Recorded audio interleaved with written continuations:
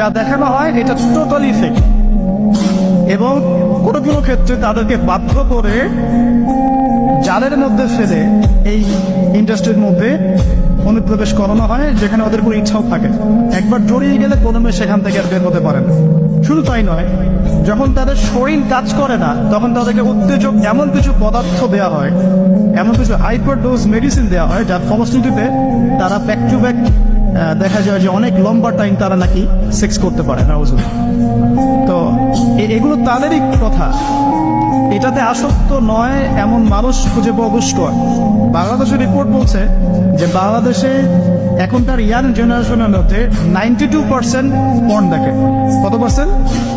92%। এবং পর্ন যে ওয়েবসাইটগুলো আছে এগুলো এত বেশি শক্তিশালী, এগুলোকে হ্যাক পর্যন্ত করা সম্ভব নয়। 2014 সালে বাংলাদেশের গভর্নমেন্ট যে ছিল আমি জানি না, আমি আসলে